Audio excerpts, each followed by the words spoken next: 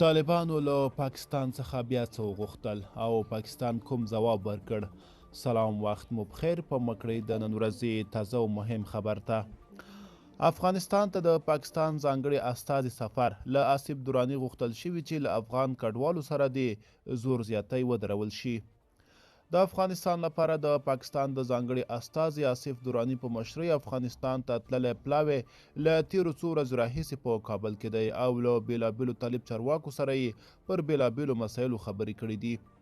په افغانستان کې د طالبانو په حکومت کې د اطلاعاتو او کلتور وزارت سرپرست مولا خیرالله خیرخوا د افغانستان لپاره د پاکستان د ځانګړي استازي آصف دراني په مشرۍ پلاوي سره په لیدنه کې ویلي له هغه څه باید ډډه وشي چې د دواړو هیوادونو پر اړیکو منفي اغیزه کوي او په وینا یې هره ستونزه د خبرو له لارې هوارېدلی شي. د اطلاعاتو او کلتور سرپرست وزیر له پاکستان پلاوي غوښتنه کړې چې په پاکستان کې له افغان کډوالو سره د زور زیاتی ودرول شي. ښاغلي خیرخوا ټینګار کړی چې د یوه ګاونډي هیواد په ناامنه کېدو سره د بل ګاونډي هیواد امنیت ګډوډېږي.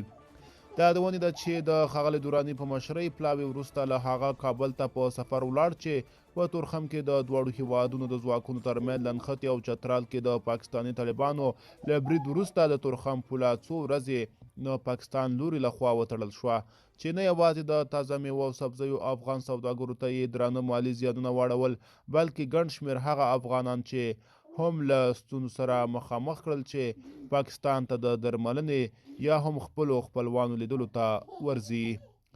پاکستاني چارواکو په بیا ادعا کړې چې پاکستاني طالبان د افغانستان په خاوره کې خوندي ځایونه لري او له هغه ځایه پر پاکستاني موخو بریدونه کوي.